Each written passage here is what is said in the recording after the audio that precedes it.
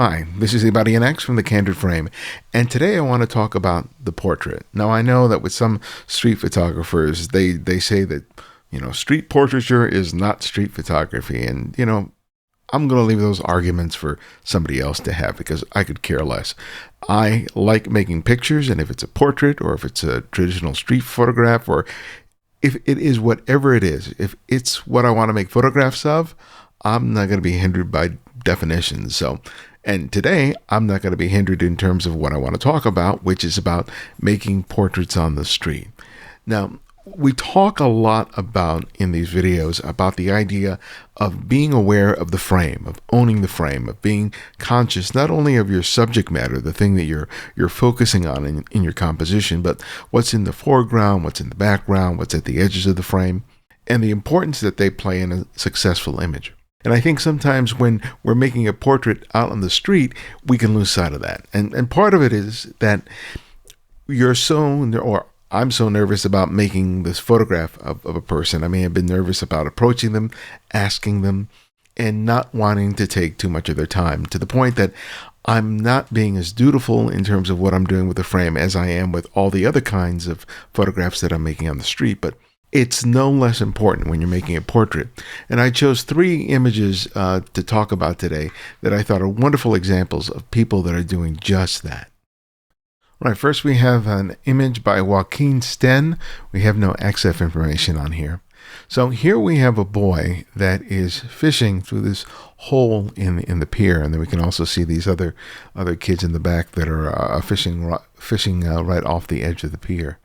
And I really like this as a portrait, as an environmental portrait, because it's not just about the figure of the boy. It's just as much about the environment, the space that he's in. As I looked at the image, I was immediately drawn to the boy. Part of the reason is because his head is outlined by the overcast sky. So he becomes a really high contrast element in the frame there. So your eyes immediately go to him. And the fact that he's sharp, that he's giving the photographer and us as the viewer direct eye contact, we immediately sort of gravitate to him. And then as you start exploring the image, you start realizing that Joaquin here did some wonderful things in terms of just the flow of the frame by using the implied diagonal line of the pier itself to help sort of guide us here to this figure in the frame and then to the boys at the end. And it's actually, and the water here actually sort of almost frames the scene a little bit, even though we're not seeing the horizon line over here. We're provided a really nice sort of clean frame as a result of the sky and the water here. It's not too busy. Because of the diagonal composition of the frame, this land area here is kind of important to achieve a nice sense of balance in the overall frame. And for a second, it took me a moment to realize that he was fishing, because I could see that there was something in his hand, and then it just took me a moment to register, oh, this is a hole in the pier, and that he's just using the fishing line without a fishing pole to do his fishing. And I love the fact that he's doing something. His hands are busy with something.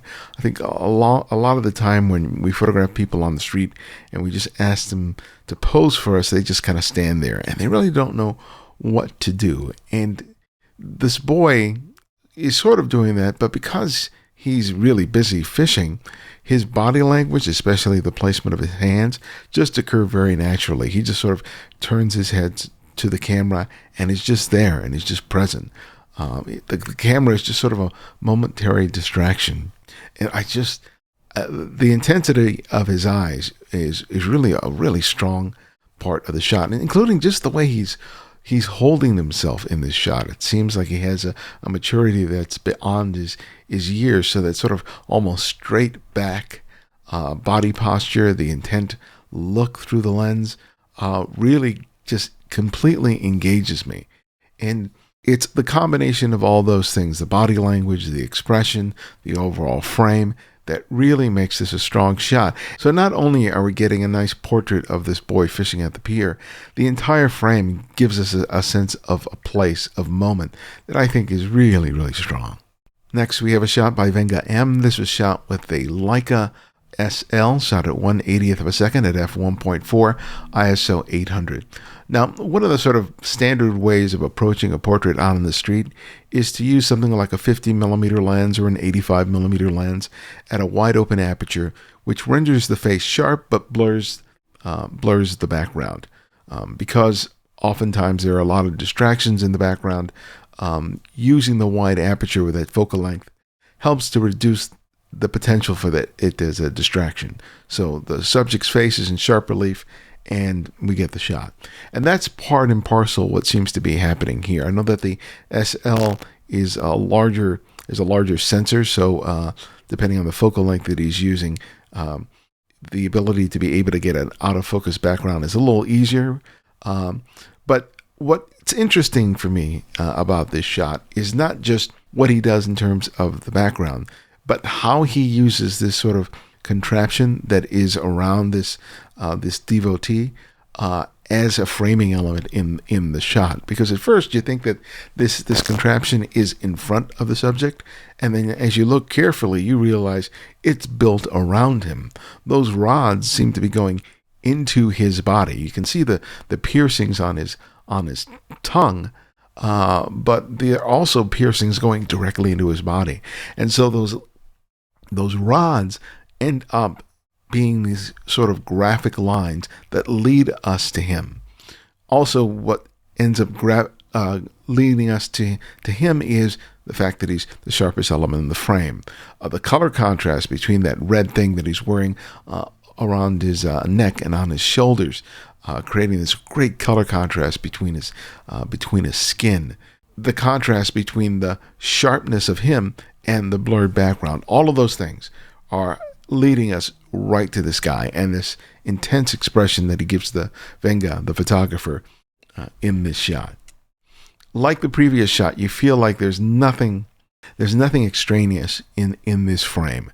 It seems like everything here belongs there, and it makes the shot really work, because you go to his face and as you explore around the frame, there's nothing that's pulling your attention to the point that it's a distraction. You go to the edge of the frame, but you're pulled back to him, which is ideally what you want. And by doing the technique where you just sort of blur the background and eliminate all the distractions, that's a great way to making a really straightforward street portrait. But one of the things that I kind of challenge myself, and I would challenge you to do, is to think about what we often talk about here, about being conscious about all the other elements that are in the frame. If you do sort of the simpler shot, you're really dependent on the subject itself being really sort of an interesting character or having an interesting face in order to make the shot strong. But if you take a strong character and you have an interesting environment and you combine all those things to make an effective photograph, well, then I think that you elevate the photograph into something really, really special. Next, we have a shot by Joseph-Phelippe Bevillard. This was shot on film. We don't have any XF information here.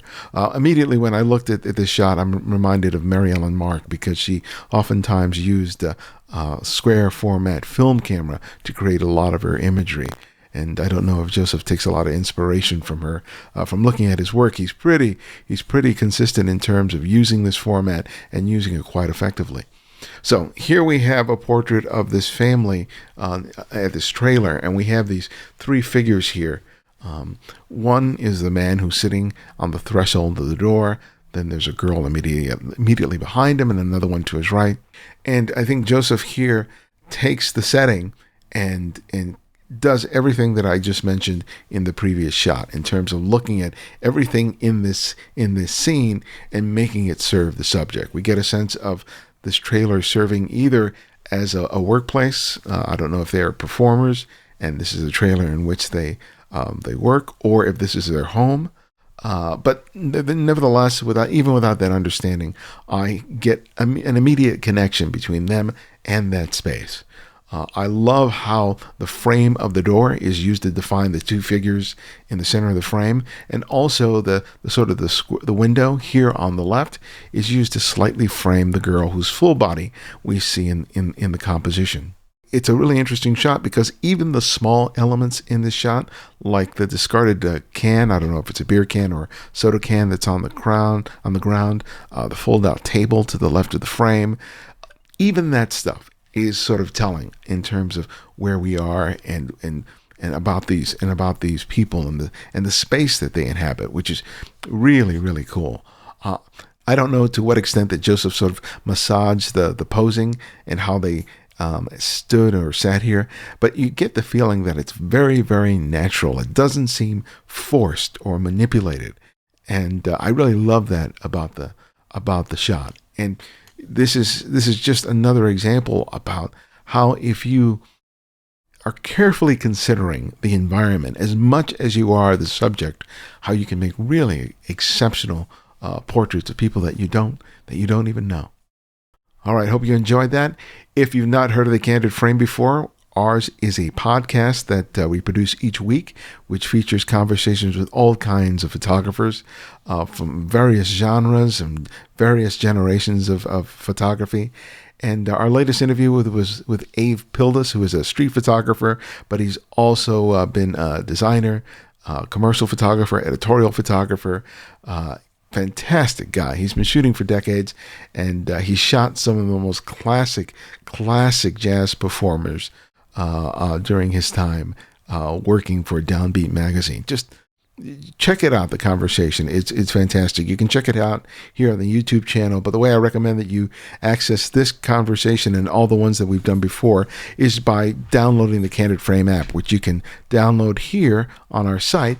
It's available for Android, iOS, and Windows, and it's all free, and you can download it at your convenience. All right, thanks again for joining me, and I hope to see you next time. And if you like what you're seeing here, please subscribe and spread the word.